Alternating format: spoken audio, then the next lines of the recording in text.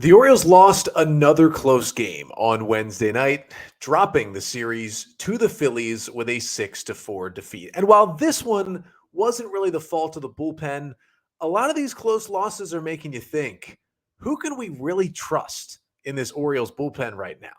Try to answer that coming up on this episode of the Locked On Orioles podcast. You are Locked On Orioles, your daily Baltimore Orioles podcast. Part of the Locked On Podcast Network, your team every day. Orioles fans, today is Thursday, July 27th, 2023, and welcome back in to the Locked On Orioles podcast, part of the Locked On Podcast Network, your team every day. As always, I'm your host, Connor Newcomb. And coming up on today's episode, we are going to recap a tough Orioles loss as they fall 6-4 to the Phillies on Wednesday night and drop 2 out of 3 in the series in the city of brotherly love. I'll get you the 5 things you need to know from that one, including a really weird start from Kyle Bradish, Adley Rutschman going deep, and Cionel Perez deciding not to record an out in his relief appearance. Then we'll take a larger look at the bullpen. Been kind of recapping what's been going on with each facet of the game for the Orioles. Today, we finish off that series with the bullpen. Probably the weakest link on this team right now.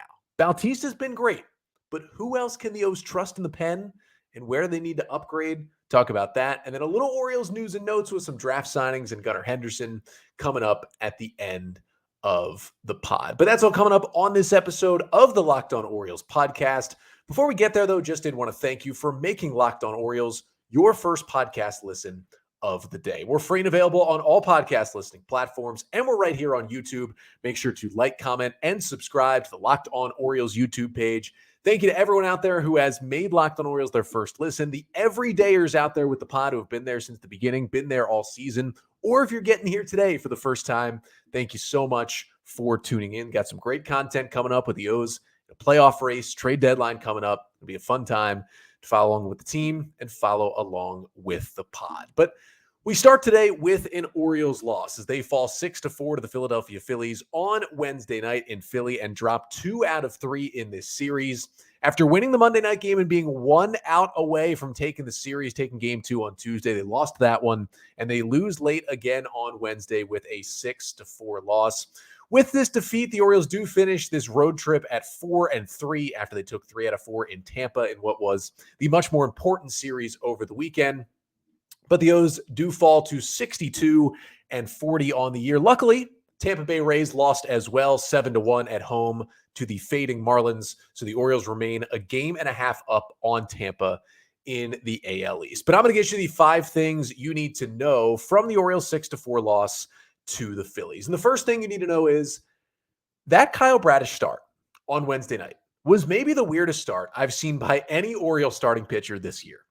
His final line looked like this: 6 2/3 innings, 5 runs on 7 hits, 3 strikeouts, 2 walks, a homer, only 84 pitches, and he had 8 hard hit balls against him and 6 2/3 innings.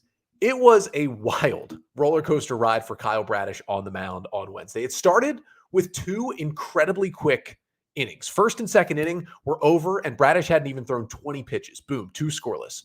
Orioles get in the lead in the third with 3 runs. He comes back out in the bottom of the third, and then after throwing basically all strikes, walks Brandon Marsh on 4 pitches to start the inning. Then a wild pitch, some weird sequencing. Jake Cave delivers an RBI double. Nick Castellanos gets an RBI single. But luckily, he gets Bryce Harper to ground into a double play to get out of the jam. So the O's keep the 3-2 lead.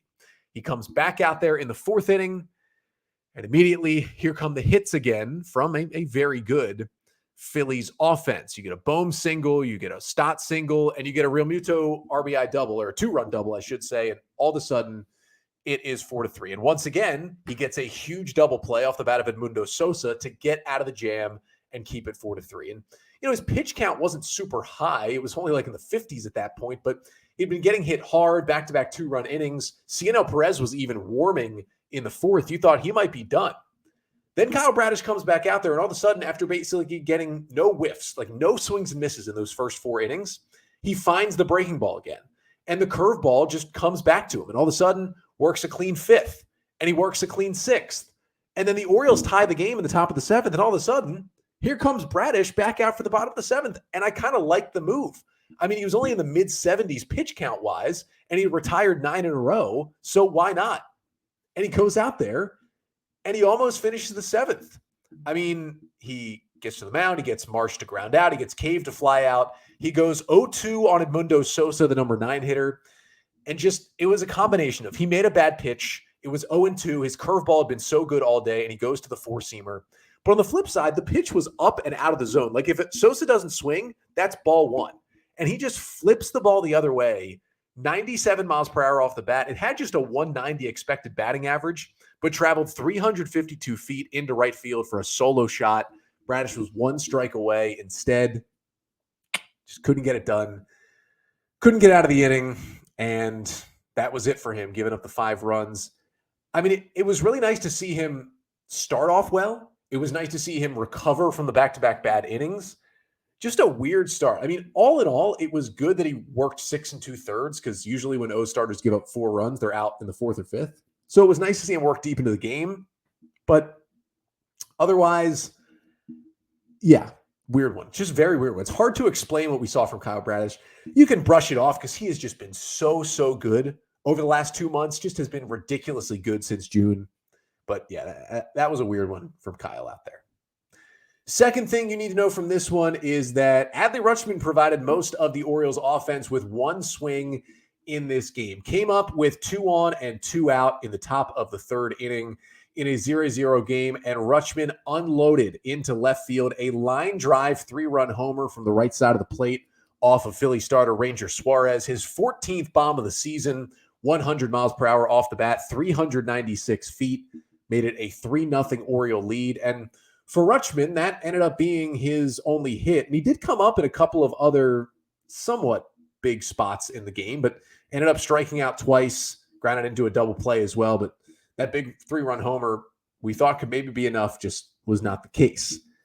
Third thing you need to know from this one is Austin Hayes had 2 hits in this game, which is nice to see because Hayes has been putrid since the All-Star break. Coming into this game, Austin Hayes, since going to Seattle and starting the All-Star game in center field, was 7 for 45. That is a 156 batting average. Well, he started the day, first pitch of the game, grounds a single back up the middle, ends up getting an RBI single and a big one with 2 outs in the 7th inning that tied the game at 4. And it ended up being a nice 2 for 4 day for Hayes, his first multi-hit game since the break, and just his second in the month of July. Yeah, he's hitting under 200 in July. He's been bad since the All-Star break. We're hoping the same thing that happened last year isn't happening once again. Hopefully this is kind of a good start of Hayes pushing things back in the correct direction. Fourth thing you need to know from the Orioles 6-4 loss to the Phillies on Wednesday night is that it was another rough one for Jorge Mateo. He got the start really for 2 reasons in this game. One, Gunnar Henderson unavailable after the back injury, and it's against a lefty, and Jorge has still hit lefties this year. And Mateo did single in the 3rd inning in his first at-bat and scored on the Rutschman 3-run homer. He did make a pretty nice defensive play in the 4th inning, throwing out JT Realmuto on a heads-up play, trying to go from 2nd to 3rd on a grounder to short. But otherwise, not very good things. The other 3 at-bats for Mateo were all strikeouts, and the one that really hurt was in the 7th inning. Now, luckily, the Orioles were still able to score the run because Austin Hayes delivered the 2-out RBI single that I mentioned. But James McCann had a leadoff double off of Ranger Suarez. Up comes Jorge Mateo. They've got Ryan O'Hearn ready to pinch hit on deck. Everything's setting up for a big inning. And Hyde calls for Mateo to bunt, which was the right call. I felt like, the Phillies had gone to the right-hander, had pulled Suarez. They'd gone to Sir Anthony Dominguez, but you can't really pinch hit for Mateo because you don't have Henderson available, so you need him to stay in the game and play shortstop the whole time. So against a righty, he can't hit righties. You got a runner on second and no outs. You're down by 1 late. I'm usually not a fan of the bunt, but I was a fan of this one. Except he couldn't get it down. Fouled off 2 of them, almost popped the second one up so high that Realmuto just barely missed catching it. And then he strikes out on a 2-2 pitch and didn't move the runner over. Luckily, again, Hayes delivered to tie the game, but just another rough day for Jorge Mateo, who had a rough moment that helped lead to the loss on Tuesday night. Average down to 211, OPS at 600. It's getting close to time. And I talked about it on Wednesday's episode. Go back and listen to that one. That it's going to be a tough decision for the Orioles here. Like, he still brings the speed factor. His defense isn't as elite as last year, but it's still good. And he still hits lefties. But with how good Joey Ortiz has been in AAA, like Joey Ortiz is hitting like 350 in AAA with almost an 1,000 OPS. And he's going to play as good, if not better, defense than Mateo. Now, he won't give you the electrifying speed, and he won't give you as good a numbers against lefties. He's more of a regular splits guy from Joey Ortiz, not a crazy splits. I don't know, but it feels like the time is fairly soon. And it's tough because he's out of options. You'd have to DFA him, and you know someone would claim him. You know you're losing him. But this team's at another level now, and I do think that time is coming soon. But the fifth and final thing you need to know is another guy that Orioles fans think the time should be coming soon for is Cionel Perez, who I'm not sure I agree with that one so much, but that was a rough outing for Perez in this game. Now, he started warming up in the fourth, didn't come into the game, was kind of throwing throughout, and then was ready to come in the seventh inning if Bradish allowed a base runner. Because if he did allow a base runner in the seventh, it was going to go back to the top of the order with the lefty Schwarber, and then Harper would hit and potentially Stott as well, so they had Perez ready for the lefties. Well, Bradish gives up the homer. In comes Cionel Perez. 4-pitch walk to Schwarber. 2-0 to Castellanos. Hits him on the third pitch. And then first pitch to Harper, lines a single up the middle for a base hit to give the Phillies a 6-4 lead. And that was it for Cionel Perez. 8 pitches, 1 strike, and he was out of the game. Velo was way down, which was a little concerning. Had no idea where the ball was going. And the flip-flop continues for Perez, who was really good before he went on the IL. Came off, looked a little rough. Then had a couple of really good outings against the Rays. Then it wasn't perfect, but Brandon Hyde went to him on Monday with Cano and Bautista unavailable, and Perez got the save and the 1 win in this series. And then he looks like this. Don't really know what to do with him, but we'll talk about it a little more coming up next because we are going to break down the Orioles bullpen. Been doing kind of these Orioles resets on parts of the roster here on the pod this week. And we finished it off with the pen, the shakiest part of the roster. If the O's do add even more to the pen, who stays, who goes, who changes roles, and who can we rely on? That is all coming up next. But first, this episode of the Locked On Orioles podcast is brought to you by Ibotta. Picking up burgers and hot dogs for a summer barbecue? You know you're already doing it, so why not get cash back for it with Ibotta?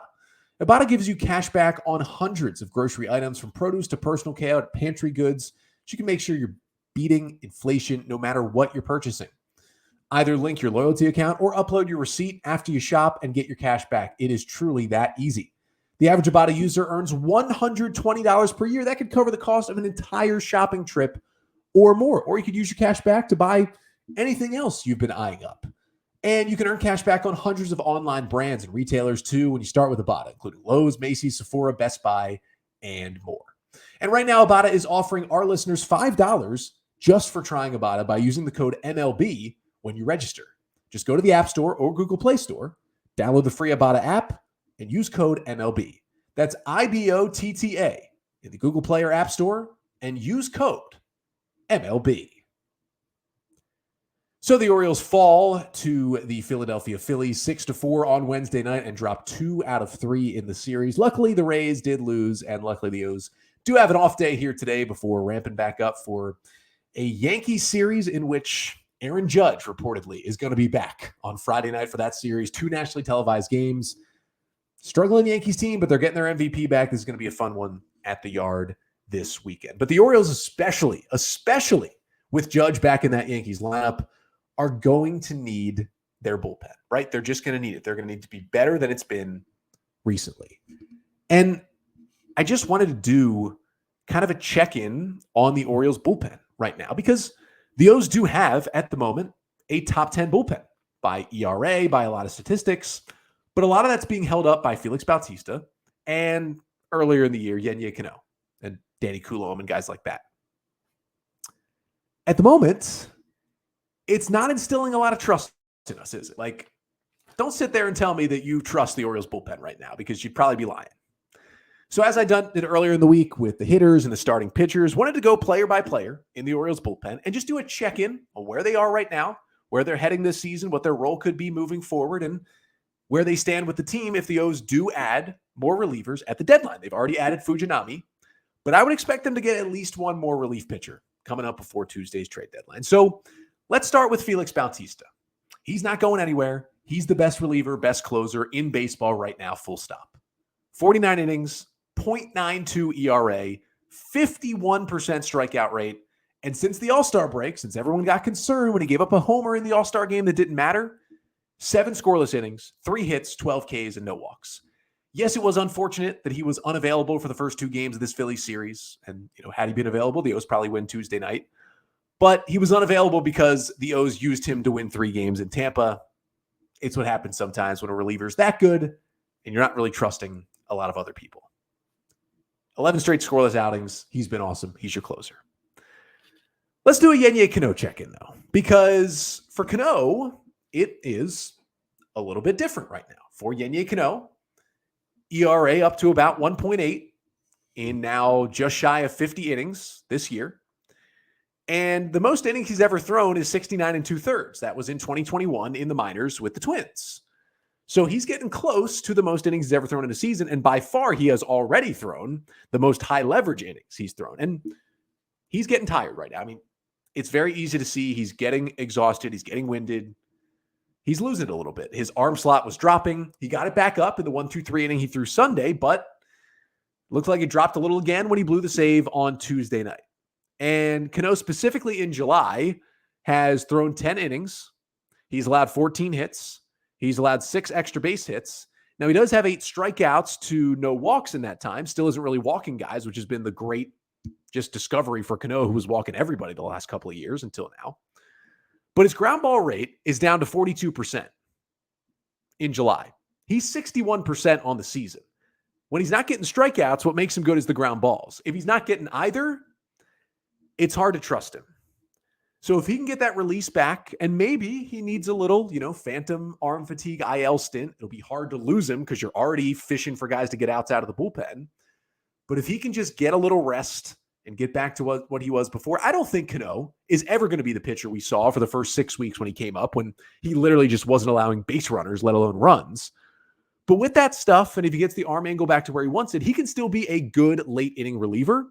We just can't trust him to be the complete lockdown guy he was earlier in the season. But he's here to stay. Danny Coulombe, 3.12 ERA on the year in about 35 innings. July hasn't been kind to him, though. Similar to Cano, you're kind of sensing a trend here. 7 innings, 10 hits, 5 earned runs, 3 extra base hits, 4 Ks to 1 walk. Coulombe is just not getting the whiffs. And for a guy that had, for a long time this season, the lowest average exit velocity against him, was basically giving up no hard hit balls to any opposing hitters, he's starting to get hit a little harder right now. And that's becoming concerning. 40% hard hit rate against Danny Coulombe in July. Earlier in the season, it was around 20. Again, the lowest of all qualified relievers in baseball. He's throwing more cutters now, and 7 of the 10 hits he's allowed this month have been on the cutter. Not sure what that's about, but he used to be able to just dot the outside of the zone. His edge percentage is now down, the percentage of pitches that end up on the edge of the strike zone. His chase rate is down. He's not throwing enough quality pitches. His percentage of pitches just in the zone is down. He's looking a little tired too. I mean, he had an injury last year that kept him out for most of the season, so he hasn't had this kind of workload in a while. He looks like he's starting to wear down. I still trust him somewhat in the bullpen. He's going to have a solid role to get lefties, but right now he's not the same pitcher he was early in the year. Brian Baker, what a roller coaster he's been. 3.79 ERA, 40 innings. Strikeout percentage is up from last year. Walk percentage is also up from last year. But his FIP's around the same. His left on base percentage is around the same. He's kind of had a very similar season to what he had in 2022, but he's just, that fastball keeps getting hit hard. And the big thing is why he just can't command that changeup. Brian Baker's changeup is one of the best pitches in the Orioles bullpen, just pure stuff-wise. It floats, it dips, it gets righties and lefties. He just has such inconsistent command of that pitch that he can't throw it all the time. When that pitch is on, I'll tell you right now, if Brian Baker could consistently command his changeup, he'd be the Orioles' second best reliever right now behind Bautista. But he can't, and so it's a solid fastball and an okay slider. That's not going to cut it. When the changeup can help him, he's good. When it can't, it concerns me. Now, he does have options. I still think he's one of the Orioles' best 8 relief options, so he's going to stay in the big leagues. But he does have some minor league options that other guys don't have. So maybe if the O's acquired a reliever, they could potentially send Baker down just for a couple weeks to have him kind of reset, work on that changeup, and buy some time for some of the other guys who are out of options that are currently in the bullpen. Then there's Mike Baumann. 3.49 ERA, 49 innings, 14% walk rate. I mean, it's been kind of consistently that high all year. The walks have been a true issue. Stuff's been good. Stuff was amazing in April, then kind of struggled for a bit. He's been better in July, though. 9 innings, 1 earned run, 7 hits, 9 Ks, 5 walks. Been better in July. I still trust him as a middle relief guy. You know, he has his moments. He has some struggles. He's here to stay in the pen, I think. Cionel Perez. We talked him out of a little bit. Whew. I mean, yeah. It's really hard to figure this guy out, right? Like 4.54 ERA, 33 2/3 innings. June and July, 42 batters faced, only 10 hits allowed. That's not bad for Cionel Perez. Not good. Don't get me wrong, not good. But not bad considering when he was just giving up hit after hit after hit after hit, it seemed, early in the season. Strikeouts are up, but the walks are still an issue. We saw it Wednesday night. I mean, he couldn't throw a strike. Whiffs are getting better. Like, he wasn't getting any early in the season. He's starting to get closer to that rate of last year. The fastball has been back to a good velocity really until Wednesday night's outing. I'm not quite ready to give up on Perez because, again, he had the 5 straight scoreless outings before he went on the IL. Then he was really good in Tampa, had the 2 great outings, got the save Monday night. You can tell the O's probably aren't just yet ready to DFA Perez, considering Brandon Hyde went to him for the save Monday night when Cano and Bautista were unavailable. But obviously, if he has a couple more outings like he did on Wednesday, I mean, Nick Vespi is waiting in the wings to potentially take that spot. But I'm not quite as ready on Perez as I am on Jorge Mateo. But yeah, it's a little concerning. Shintaro Fujinami. I'm good with him in the 8th inning right now. I mean, that 6 up, 6 down with the 3 Ks he had Tuesday night was ridiculous. I'd give him Cano's 8th inning spot for a little bit right now. I know it can be erratic. It can get frustrating if he's not throwing strikes, but the stuff is electric. Just give it to him. Nobody else is grabbing that spot by the throat. Give it to Fujinami right now. And then there's Cole Irvin, who, yeah, he's the long reliever, but I mean, that was a pretty good looking outing Wednesday night, right? I mean, he came in, O's down 6-4 just to not use another high leverage guy. And I mean, hey, he pitched a scoreless 8th inning. I mean, he was getting whiffs. He was facing mostly lefties, which was, you know, a help for him, but he got 3 whiffs and the velo was a little up. And I mean, the stuff played up out of the pen. That'd be something to monitor. I think he's still for now just the long relief guy and, you know, an emergency starter if they need it. But if Cole Irvin can be like a 2-inning relief guy that's a little better, I'll take it. I need somebody to get some outs down there. So that's kind of your bullpen right now, right? Other options, Austin Voth is coming back soon. We'll see what the O's want to do there. You know, he's out of options, so they'd have to put him on the big league roster or DFA him. Do they want to give him a shot? I mean, with all the guys struggling, maybe they do. Maybe they option Baker and give Voth a couple of weeks to see if he, you know, is healthy now and can figure it out, because that elbow issue was apparently bothering him since spring training. Dylan Tate, I've given up on Dylan Tate. I don't think he's pitching this year.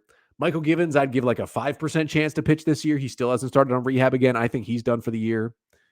So you got other options still. I mean, Logan Gillespie, right? You know, he's been kind of an up-down guy. Hasn't been great, but the O's love his change-up fastball combination. Nick Vespi, I think when the O's pull the plug on Cionel Perez, could be that next guy. He's been good as a left-handed reliever. Edward Brizardo, I think they still hope can give them something out of the pen. He's still on the 40-man. And then you got Bruce Zimmerman down there in case you need a different long guy. I think Cole Irvin has pretty much found that role at this point. And you'll get John Means back in September. You don't know what role he's going to be in, but I would think he'll probably start in a relief role before he would potentially move to the starting rotation. And he's done that before. He did it when he first came up in 2019, and that could help the O's too. But I do think for this bullpen, they will need to add a guy, right? And I'm going to talk about this tomorrow. Got the full trade deadline preview episode coming out tomorrow. But they still need to add at least one more reliever. Like, there's no question about it. I think when they do, looking at the pen right now, my first guess would be they would maybe option Brian Baker to give him a little chance to figure out the changeup, give them some time.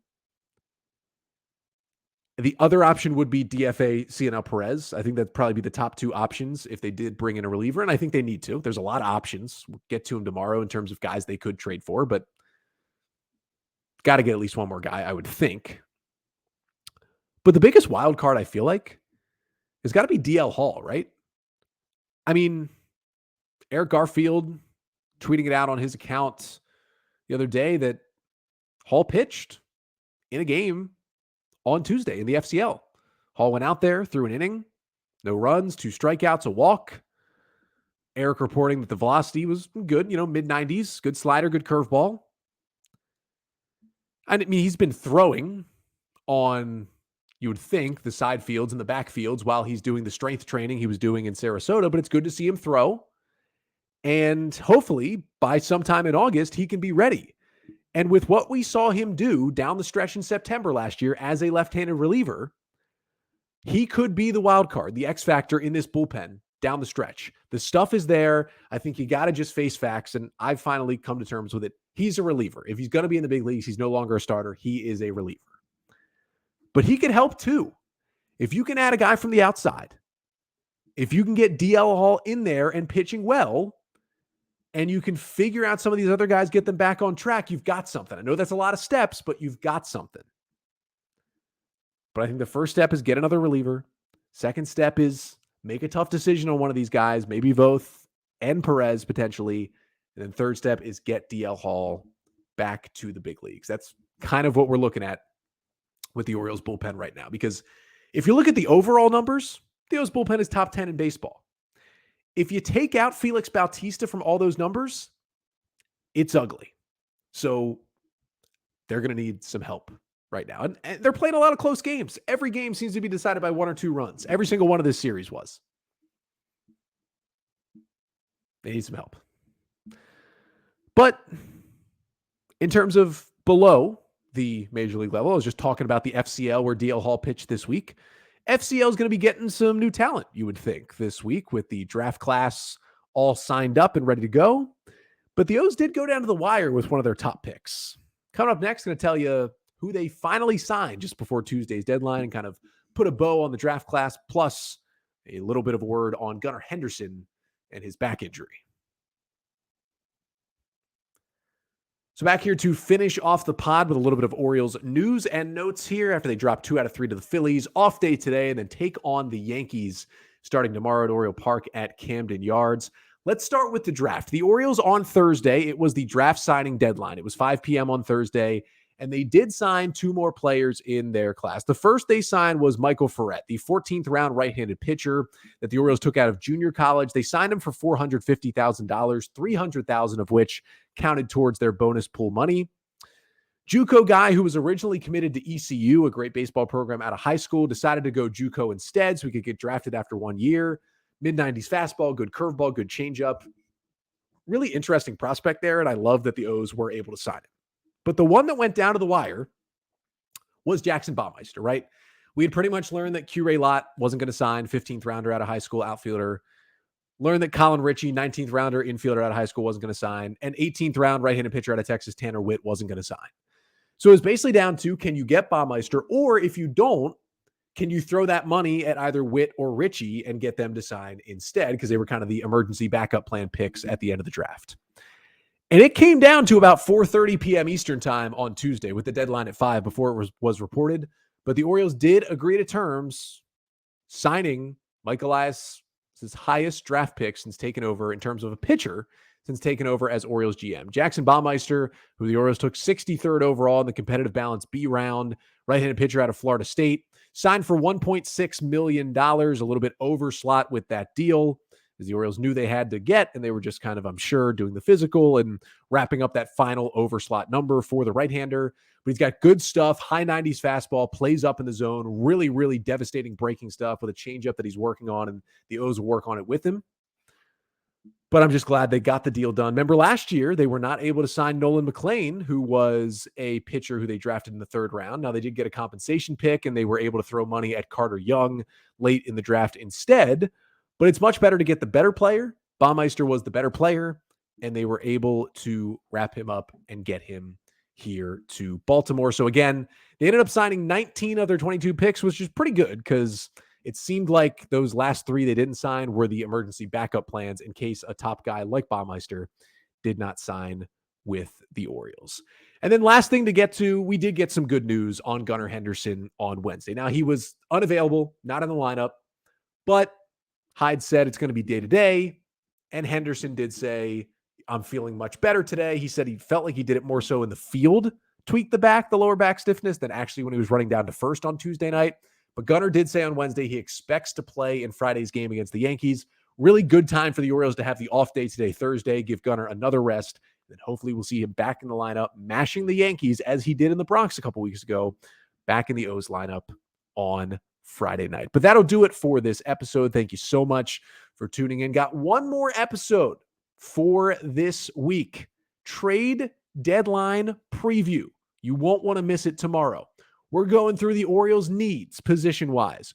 We're going through the players who have been rumored that the O's have been checking in on, and the guys who are out there and would make sense. And then I'm going to make my official trade deadline prediction, the 2 trades down to the players we're getting and sending away, to make that official prediction on tomorrow's episode. But until then, I'm Connor Newcomb, and this has been the Locked On Orioles podcast, part of the Locked On Podcast Network. Your team every day.